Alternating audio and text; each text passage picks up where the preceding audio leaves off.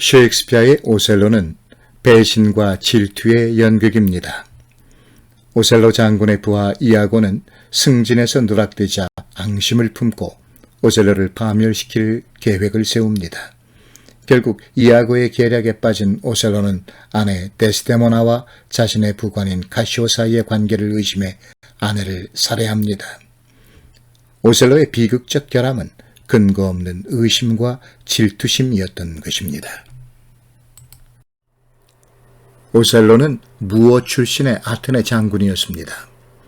오늘날로 말하자면 일종의 용병이었죠. 그는 수많은 전쟁에서 승리를 거둔 용감하고 뛰어난 장군이었지만 아테네의 궁에서는 언제나 이방인이었습니다.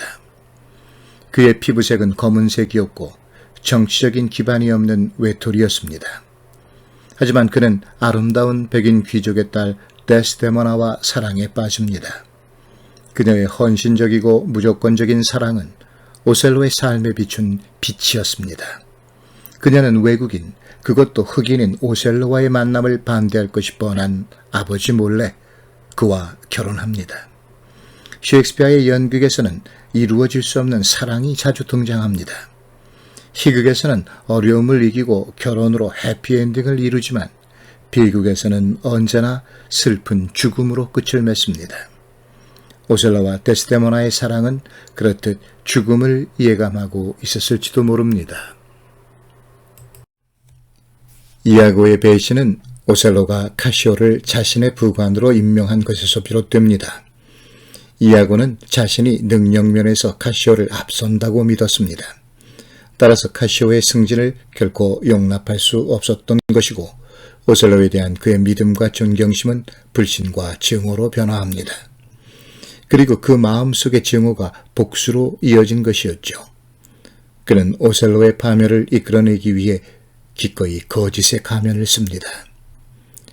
그를 사랑하고 복종하는 것처럼 보이겠지. 하지만 사실은 내가 원하는 것을 얻기 위해 그를 따를 뿐이야. 배신의 시작은 거짓된 말과 행동으로 시작됩니다. 이아고는 자신의 마음을 감추고 진심으로 오셀로에게 충성하는 모습을 보입니다. 이아고는 그렇게 선의의 가면을 쓴 무서운 배신자로 오셀로를 향해 미소 짓습니다. 그리고 복수의 계략을 시작합니다. 이아고가 선택한 첫 번째 계략은 이간질이었습니다. 그는 자신의 친구 로데리고를 시켜 데스데모나의 아버지에게 그녀와 오셀로의 관계를 폭로할 계획을 세웁니다. 데스데모나를 마음에 두고 있던 어리석은 로데리고는 쉽사리 이아고의 꼬임에 빠집니다. 그리고 데스데모나의 아버지 브로벤셔를 만나 이렇게 말합니다. 따님께서는 떠돌이 외국인에게 의무와 아름다움과 지성과 행운 모든 것을 몽땅 다 맡겨버리고 만 것입니다. 분노한 브로벤셔는 즉각 궁정에서 귀족회의를 열고 오셀로를 불러 비난합니다. 그의 입장에서는 아무리 용맹스럽고 뛰어난 장군이라 하더라도 무어 출신의 흑인이었던 오셀로에게 딸을 줄 수는 없었기 때문이었습니다. 귀족회의에서 탄핵을 당하던 오셀로 앞에 그의 아내 데스데모나가 등장합니다. 그리고 아버지에게 자신의 진심을 털어놓습니다. 어머니께서 외할아버지보다 아버님을 사모하시고 아버님을 섬기셨던 만큼 감히 말씀드리면 저도 제 남편인 무어인 이분께 제 의무를 다하겠어요. 브로벤셔는 궁정을 나서며 오셀로에게 악담처럼 한마디 의미심장한 말을 던집니다. 저 애를 눈여겨보시오. 제 아비를 속인 년이니 그대를 속일 수도 있겠지. 아버지의 말치고는 악담을 넘어 마치 저주처럼 들립니다. 자신에게 했듯이 데스데모나가 남편에 대한 헌신과 사랑을 버리고 배신을 택할지도 모른다는 그의 말은 분노의 표현이라기보다는 거의 증오에 가깝습니다. 또한 그것은 극의 전개에 대한 암시이기도 하고 파국에 대한 예언이기도 합니다. 그리고 무엇보다도 작은 의심의 씨앗을 뿌려놓았다는 데 의미가 있습니다. 그로써 이아고의 두 번째 계략이 시작되는 것입니다. 그것은 바로 오셀로의 마음에 의심의 싹을 틔우는 일입니다. 의심은 판단을 흐리게 하고 이성을 마비시킵니다. 그리고 그것은 많은 것을 필요로 하지 않습니다. 그저 무심하게 던진 한마디가 상대의 마음에 커다란 의심과 의혹의 그림자를 들이웁니다. 이아고는 혼잣말 속에서 그의 계략을 드러냅니다. 카시오가 데스데모나하고 그렇고 그런 사이라고 오셀로의 귀에 속삭이는 거야. 그렇게 계략은 두 번째 단계로 옮겨갑니다. 의심의 씨앗은 한번 뿌려지면 스스로 줄기를 키우고 가지를 뻗으며 뿌리를 내리죠. 이아고는 오셀로가 자리를 비운 가운데 그의 업무를 대신하던 부관 카시오를 상대로 먼저 계략을 꾸밉니다. 즉 그에게 술을 마시게 하여 자신의 의무를 소홀히 하게 만들고 그 사실을 오셀로에게 알려 그의 신뢰를 잃게 하는 것이었습니다. 결국 부관의 직위에서 일시적으로 해임된 카시오는 좌절합니다. 그는 동료인 이아고를 찾아가 하소연합니다. 그의 다음과 같은 대사는 오늘날 우리가 너무도 가볍게 여기는 명예에 대해 생각하게 합니다. 카시오는 절망 속에서 이렇게 말합니다. 명예야 명예. 나는 명예를 잃었어. 나는 내 몸에서 불멸의 것을 잃었어. 나머지는 짐승도 지닌 것뿐. 이하고 내 명예. 나는 내 명예를 잃었어.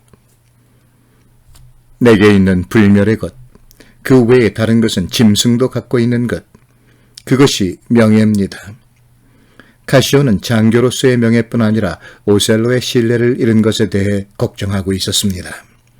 이아고의 속내를 모르는 카시오는 그에게 매달립니다. 이아고는 카시오에게 오셀로의 마음을 바꿀 수 있는 사람은 그의 부인 데스데모나뿐임을 넌지시 비춥니다. 카시오는 데스데모나를 찾아가 자신의 실수를 인정하며 용서를 구합니다. 그런 카시오를 보며 데스데모나는 그에게 다시 기회를 주는 것이 남편을 위하는 일이라고 생각합니다. 그래서 오셀로의 관용을 간청합니다. 하지만 여기에 이아고의 계략이 숨겨져 있었습니다. 이러한 상황을 만든 후 이아고는 브로벤쇼가 했던 말을 떠오르게 하는 의심의 씨앗을 오셀로의 마음속에 심었던 것입니다. 부인을 조심하셔야죠. 카시오와의 사이 말입니다. 의심하는 것도 아니고 너무 안심하는 것도 아닌 그런 눈으로 잘 살펴보시지요. 그렇게 속다르고 겉다르게 꾸며서 아버지의 눈도 깜깜하게 멀게 하고는 마술 때문이라고 생각하게 만든 부인이십니다. 이아고의 세 번째 계략은 인간의 약점, 열등감을 이용하는 비열한 수법이었습니다. 이아고의 교묘한 속삭임에 판단력이 흐려진 오셀로는 아내의 부정한 행실에 대해 의심을 넘어 그것을 확신하기에 이릅니다. 그리고 그 이유에 대해 생각합니다. 자신이 흑인이라는 사실을 떠올리자 숨겨왔던 열등감이 고개를 듭니다. 멋쟁이 백인 귀족들로 가득한 궁정에서 초라한 자신을 그녀는 왜 사랑한 것일까? 그 사랑이 영원할 수 있는 것일까? 아버지를 배신했으니 남편인 자신에게도 마찬가지가 아닐까? 오셀로는 마음속에 떠오르는 비참한 생각을 토로합니다. 내가 흑인이어서 사교계의 멋쟁이들처럼 대화도 매끄럽지 못해서, 아니면 이제 나이 들어 쇠잔해져서. 하지만 내 나이가 그렇게 많진 않은데 그래서 그녀가 날 버린 건가? 난 속고 있었어. 이제 나의 위안은 그녀를 증오하는 것뿐. 오, 저주받을 이 결혼. 아름다운 그녀를 내 것이라 생각했건만 결국은 남들의 욕심이나 채우는 것이란 말인가? 이아고의 비열한 계책의 희생자가 된 오셀로의 모습은 셰익스피어 작품에 대한 새로운 의문을 갖게 합니다. 셰익스피어는 왜 의심과 질투심에 빠져 아내를 살해한 못난 남자를 흑인으로 설정한 것일까? 등장인물 모두가 백인인 가운데 주인공 한 사람만이 흑인인 그런 무대를 상상해 보십시오. 그 그림은 1980년대 등장한 탈식민주의 문학 이론을 떠오르게 합니다. 서양의 고전이 유럽과 백인 중심으로 되어 있고 그 외의 인종은 백인들의 숨기고 싶은 자아, 즉 그들의 음탕하고 어리석고 비열한 모습을 나타내고 있다는 생각이 탈식민주의 이론의 전제입니다. 서양 고전의 정점에 있는 셰익스피어의 작품에서조차도 백인 우월주의의 잔재가 남아있는 것인가? 문득 오늘날 인종분쟁의 씨앗은 아주 오래전부터 잉태되고 있었다는 생각이 듭니다. 이아고의 마지막 계략은 증거의 조작입니다. 그는 자신의 아내 아멜리아를 시켜 오셀로가 데스데모나에게 선물했던 아름다운 손수건을 훔쳐냅니다. 그리고 그것을 카시오의 방에 놓아둡니다. 이후 이아고는 각본에 따라 카시오와 그의 숨겨진 애인 비앙카를 이용해 훔친 손수건을 보여줌으로써 오셀로로 하여금 아내의 부정을 확신하게 만듭니다. 자신이 사랑의 정표로 주었던 손수건이 카시오의 손에 있는 것을 본 오셀로는 이성을 잃고 아내가 잠자고 있는 그들의 침실로 달려갑니다. 그리고 잠든 아내의 아름다운 모습을 내려다보며 이렇게 중얼거립니다. 한 번 따버리면 이 장미는 다시는 생기를 되찾지 못하고 그대로 시들어 버리겠지. 나무에 달려있을 때 향기를 맡자. 죽여놓고 사랑하겠다. 사랑하기에 벌을 주는 것이다. 이 얼마나 황당한 이야기입니까? 그렇듯 자신을 사랑한 여인, 현명하고 정숙한 아내, 그녀를 살해하기 직전 이 바보 같은 사나이는 죽여놓고 사랑하겠다고 말하는 것입니다.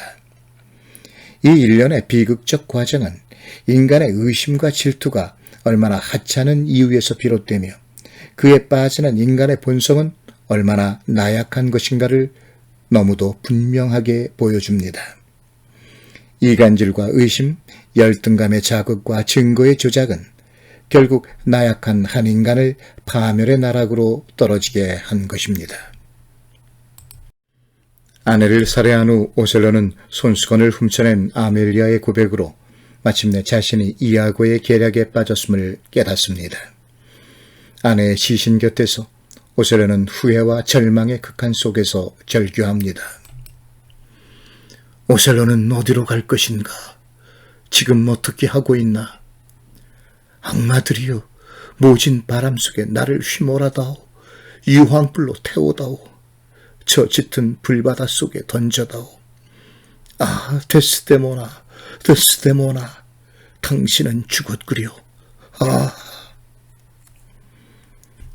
오셀로는 그렇게 배신당하고 의심하고 열등감에 빠져 판단력을 상실한 채 아내를 죽이고서야 깨닫습니다. 그것은 자신의 열등감, 불신, 질투, 경솔함에 대한 인식입니다. 그리고 아내에 대한 사랑의 크기를 알게 됩니다. 왜 인간은 죄를 저지르고 나서야 후회하고 깨닫게 되는 것일까? 후회와 절망 속에서 오셀로는 스스로 목숨을 끊습니다.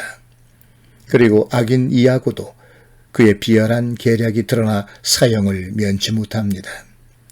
그렇게 오셀로의 비극도 모두의 죽음으로 끝나게 되는 것입니다. 내 아내 오셀로를 경계하라. 거짓에 귀 기울이고 이유 없이 의심하고 쉽게 극단에 빠지는 오늘의 우리를 되돌아볼 때입니다.